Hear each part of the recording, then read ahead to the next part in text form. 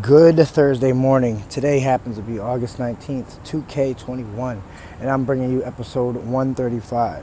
How's everybody doing? Hope that little bit of rain helped for what it's worth. I don't really think so because it's muggy as fuck.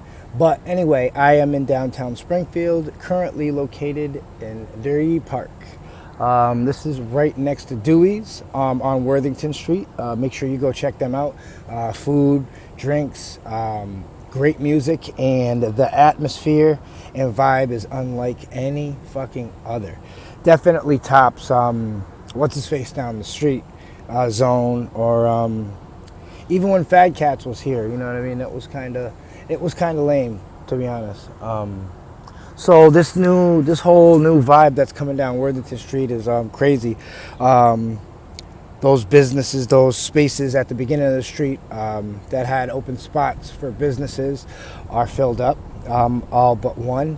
And down on this end of the street, just about everything's starting to open up as well. I don't know what the name. They got like some hookah lounge right here, but honestly, I think that needs to be scrapped for a restaurant. Honestly, I think a restaurant needs to be down here, specifically a black-owned business from our great city needs to come down here and grab one of these storefronts, make it a restaurant or something, before another group of individuals tries to do something, which I personally don't want.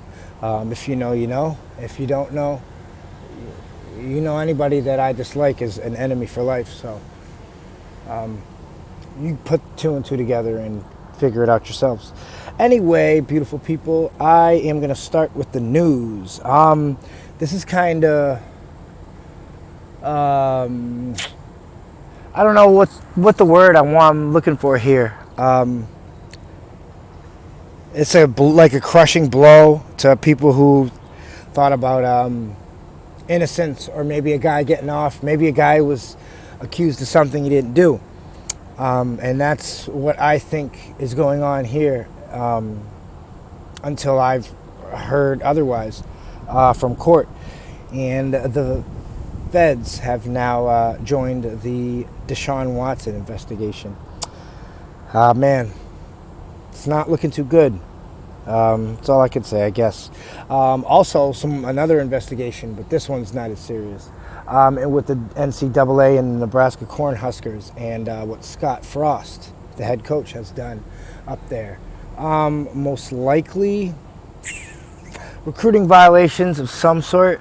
The Cornhuskers haven't really been strong, haven't ever really been good since, what are we saying, 08, 09, 2010?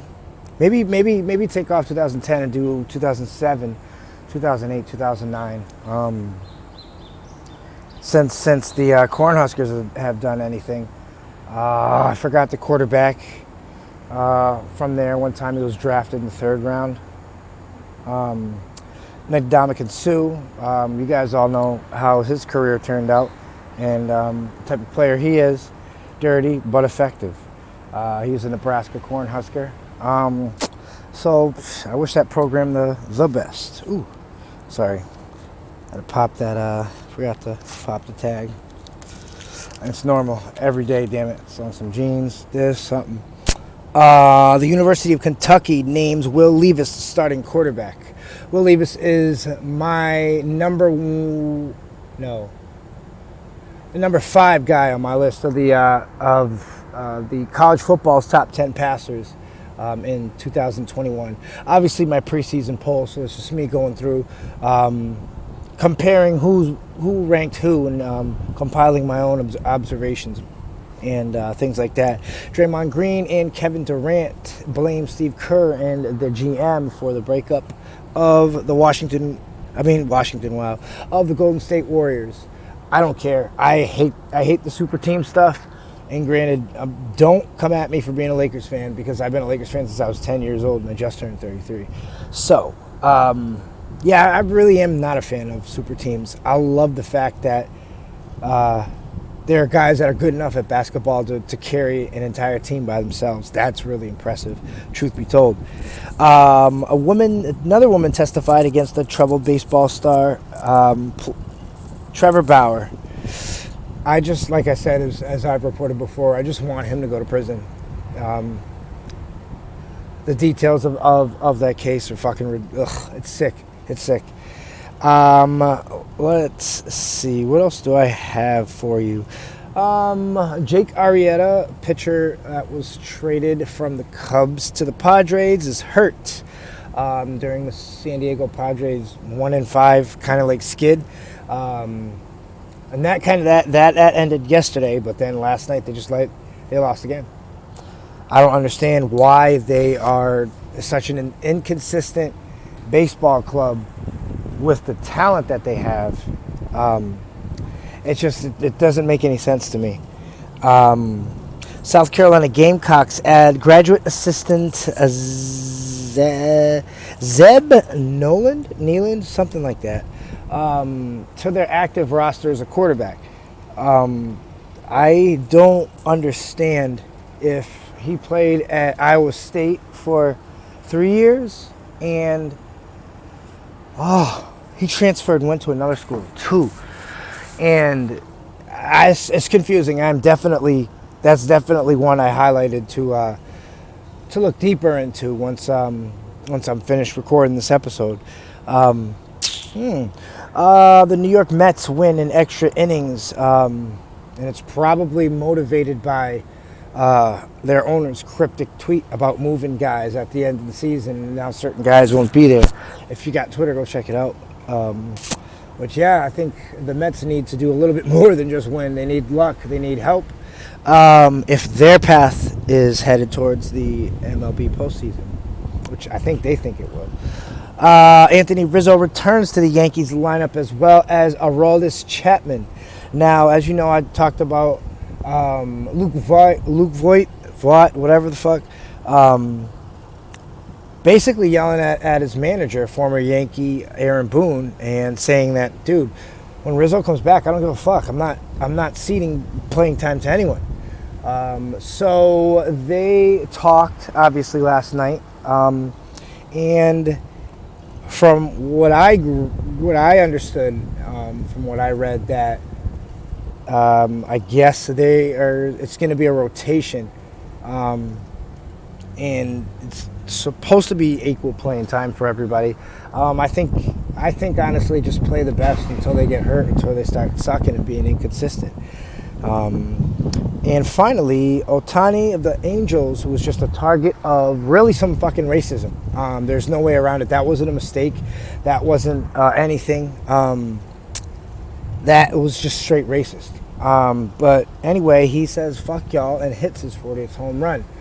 I think that the Red Sox need this guy. I think they need to make a run for him. Because I don't see him staying an Angel, and I can't lie and say that I'd love him to be in Boston. And the Diamondbacks' Caleb Smith was thrown the fuck out of that game last night. Tried to beat the hell out the ref because of the substance on his glove. He says it was dirt. So when the glove was in turn on TV, turned upside down, two times. You saw the dirt on the side clear as day. But it wasn't dirt. It was not dirt. It was not dirt. It was not dirt. It was a substance used to cheat, to grip the ball, and the details of this will be released later this morning. Maybe I can add that in the Power Rankings video that is getting ready to be released this afternoon, early evening as well, for high school basketball. Dang, here goes that sun, right? Let's get into this episode. I don't want to keep you guys. I'm in a really beautiful part of Springfield, though. I'm not going to lie about that. All right. In Major League Baseball, I got the Cubs over the Reds 7-1. 11 innings took the Twins to take care of the Indians 8-7.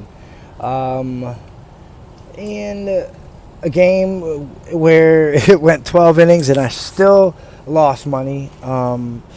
the Mets beat the Giants 6-2, and I picked the Mets, right?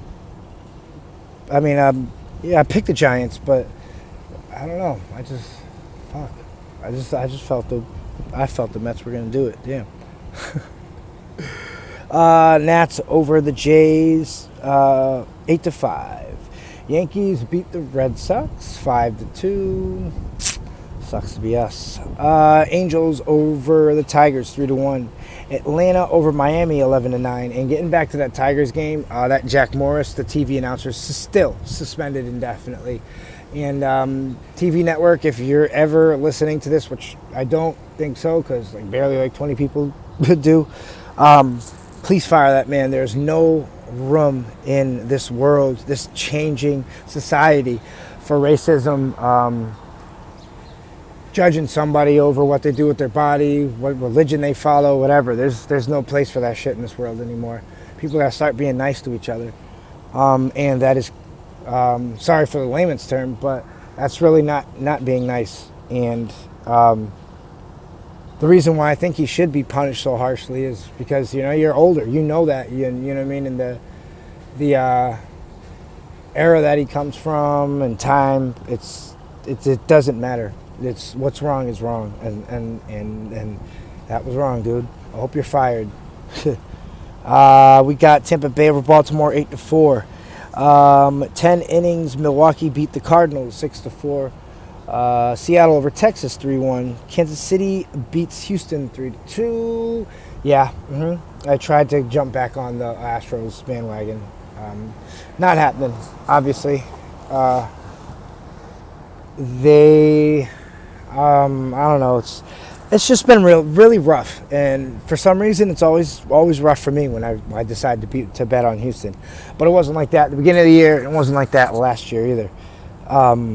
So White Sox beat the Athletics 3-2. That was another thing I didn't expect to happen yesterday. Arizona over Philly 4-2, and the Dodgers beat Pittsburgh 9-0. Dodgers are inconsistent. I wouldn't trust them with my life. I wouldn't even trust them with your life.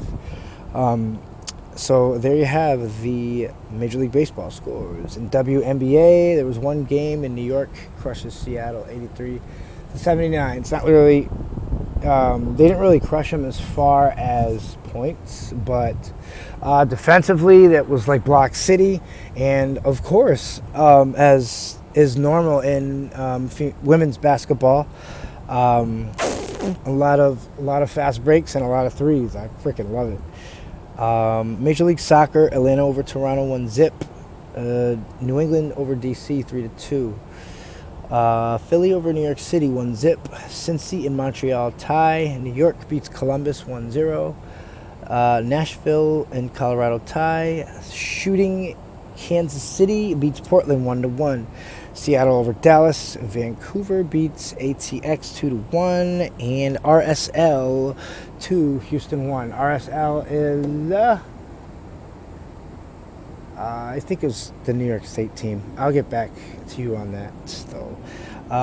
And moving on to the next section of the show.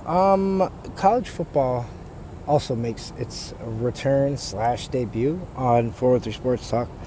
As you know, one of my favorite things to do is evaluate players, evaluate college players, evaluate high school players, and just see what these guys are about in any way that I can, measure their intangibles, and how effective they can be on their teams.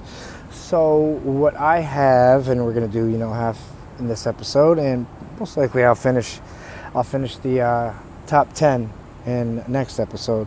But these are Ra's top 25 players to watch in 2021. Some are seniors, some are not, but each of these gentlemen are most definitely at least in my eyes, right the second, from looking them up, are NFL draft eligible. So let's hurry up, because here comes the sun. Do. Haha, Beatles reference. Number 25, Breece Hall, halfback out of Iowa State. One thing I noticed 2 days ago watching stuff on YouTube about them and why the fuck they were in the preseason coaches top 25 poll.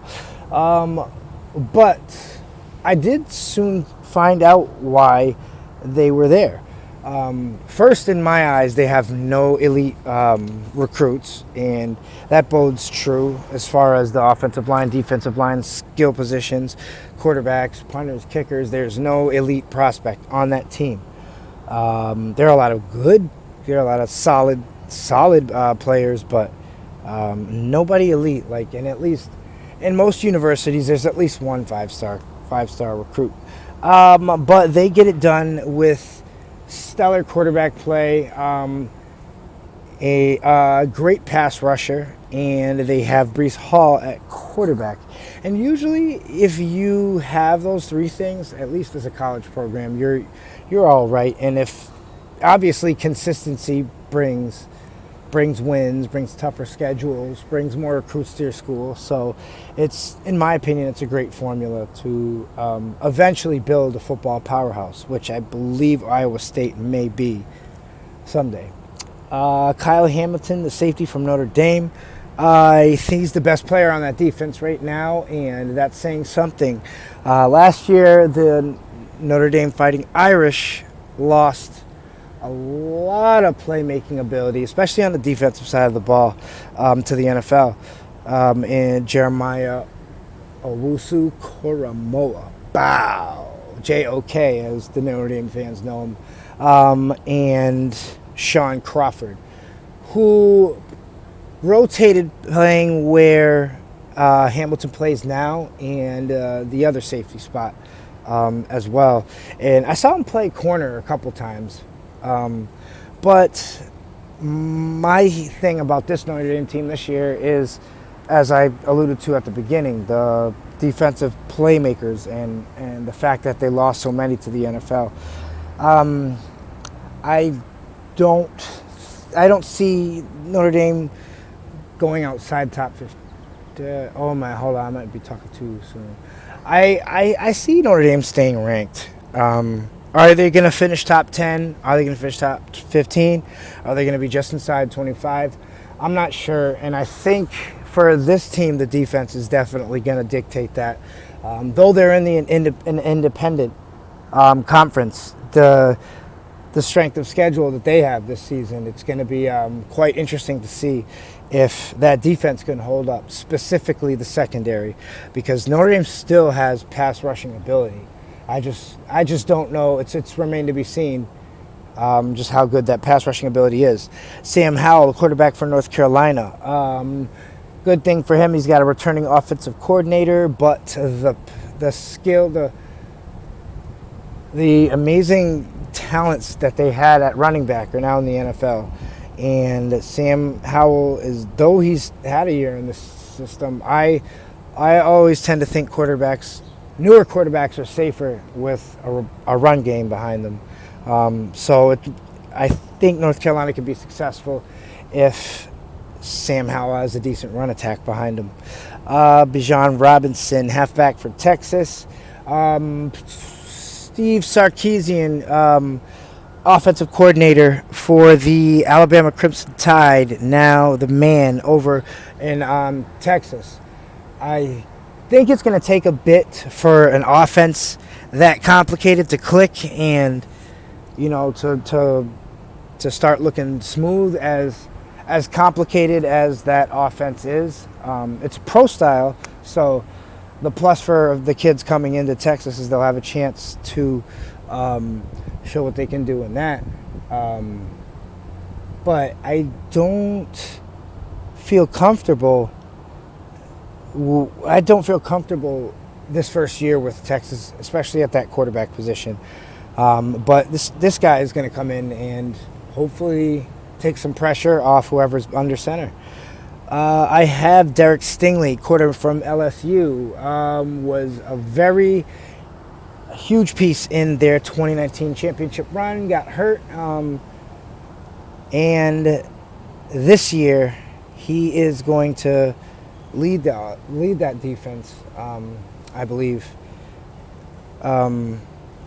it's just I just don't know how the SEC is going to look in entirety yet. So it's kind of hard to say what's going to happen or what he's going to do on the defense. But I got confidence in him, and I believe, just like a lot of those members of the LSU secondary is going to come out in the draft. So Nick Bonito, a D from Oklahoma. Honestly, he's a great pass rusher, and I believe when he declares eligible for the NFL draft, he will be a first-round pick, most likely a top 15. So moving on to this number is 19 through 17, our quarterbacks, and they were specifically separated due to morning. They were specifically separated due to the impact on which individually they had on their teams. So Adrian Martinez, a quarterback out of Nebraska, he runs a 4.6 40. I can't say I really like his release. It's like a bit wind-uppy, but I think, I think with the line over there, the offensive line, I think he can have a successful season, but that all depends on what's going to happen with the NCAA investigation into that school and his head coach, Scott Frost. So number 18, Matt Corral, quarterback for Ole Miss. Expect him to have a great year, and I think losing Elijah Moore in the draft was not that big of a dent, and this guy is going to have a great season. Expect at least 4,000 passing yards. I expect Corral to be one of the top quarterbacks in the NCAA, actually, but not better than this next guy. Desmond Ridder, quarterback from Cincinnati. A lot of people have been talking about the Bearcats this offseason. A lot. And I honestly have been in doubt, partly because I haven't gotten a chance to look at them completely. But this week alone, I've heard way too much about the Bearcats and how good they are on both sides of the ball. So that's definitely a school I'm going to have to look into and see just exactly why they're the best. And there goes those three quarterbacks that I talked about. Talked about them because those are names that you need to remember. They are all eventually, besides maybe with the exception of Adrian Martinez, going to be first round picks most definitely. One of them going to the New York Giants because the Giants are going to suck and not make the playoffs this year. Number 16, Isaiah Spiller, Texas A&M halfback. I expect this beast to be a top 10 running back. He was definitely going to get a 120, maybe 130 or 40 more carries because Texas A&M has a new quarterback. As you know, Kellen Mond went to the draft to the Minnesota Vikings. Not really a team I give a fuck about, as you know. Go, Pack, go. But I think, and I want Kellen Mond to kind of like take over that starting role. I've never been a fan of Kirk Cousins, and I'm a Packers fan, as you know, so I really don't give a fuck about the Vikings. But I have faith in Kellen Mond, and I think that he'll be a starter one day. Yes, that's another guy whose release is weird as fuck, but he just bombs it every single time. Every single time, it's something deep. And like I said, don't clown him for the funny release until you've seen the strength of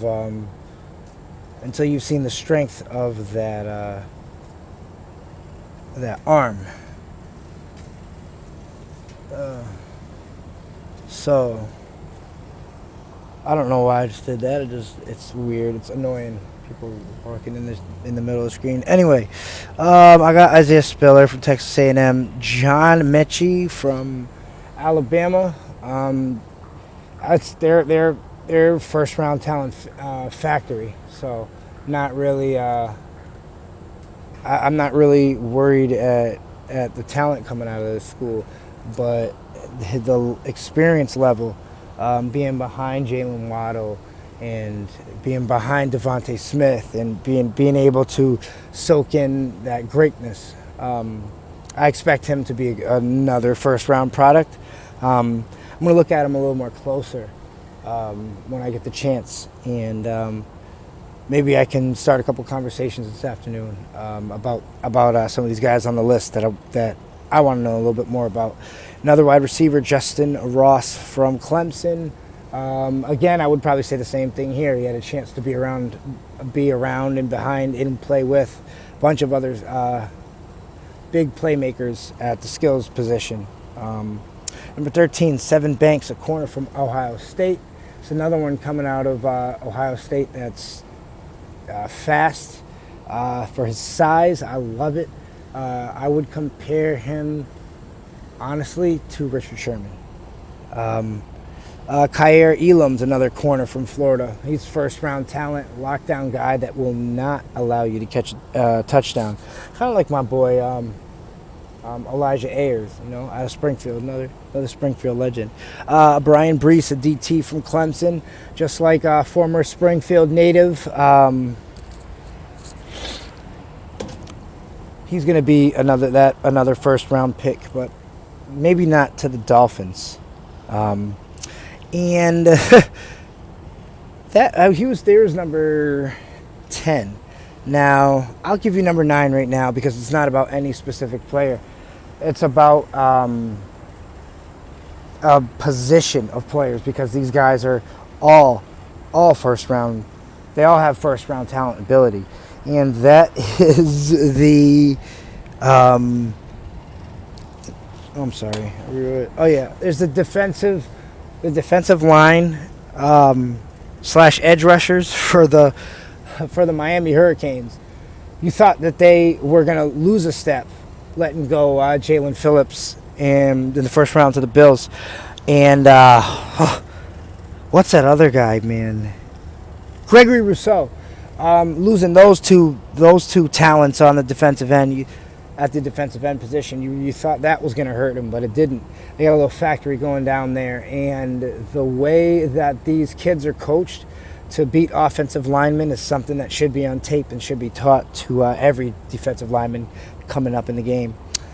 What else do I have for you? Oh, okay, a little reminder. NFL preseason tonight.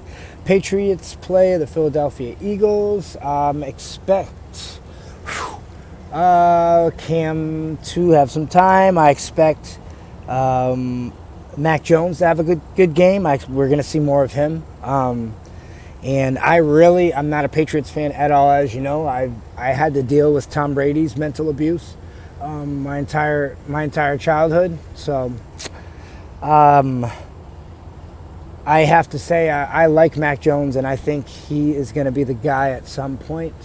I think Bill will go against all conventional wisdom and start him mid-season at some point. I really don't see him panning out.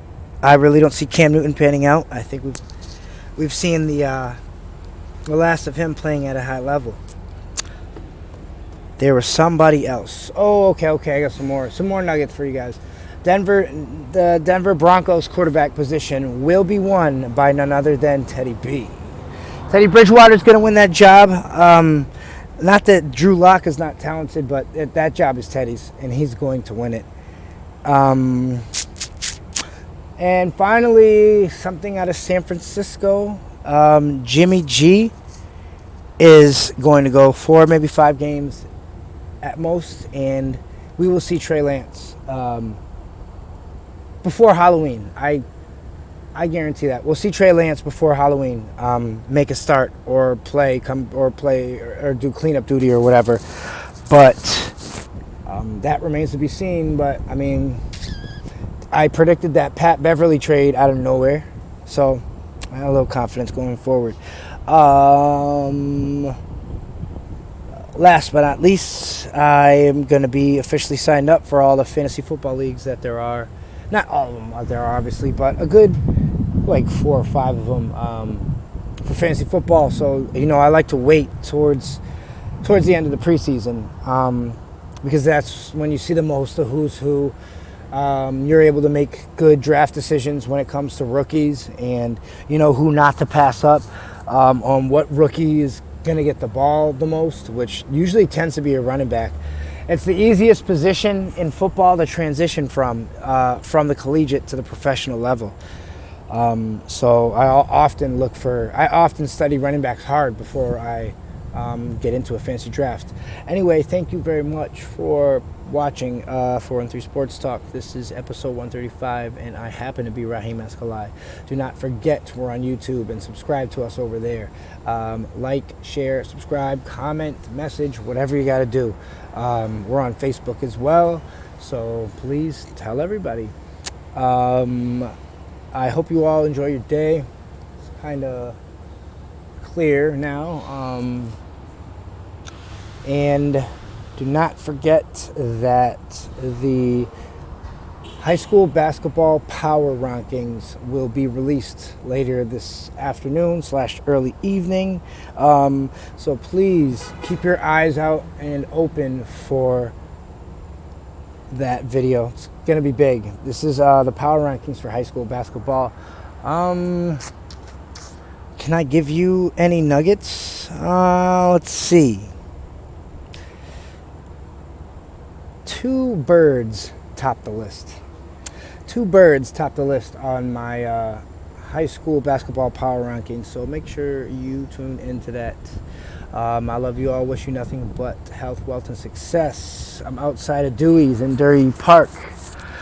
Beautiful. It's a beautiful atmosphere. I'm not really a club person for myself, but I might come through here and try the food. I've heard great things about that. And just, I like the way that this area, Springfield, is starting to change for the better. More businesses are getting in here, and I think it's dope. Do not forget to tune into that high school football power rankings video later. Make sure you have a great day, and I'll see you tomorrow with episode 136.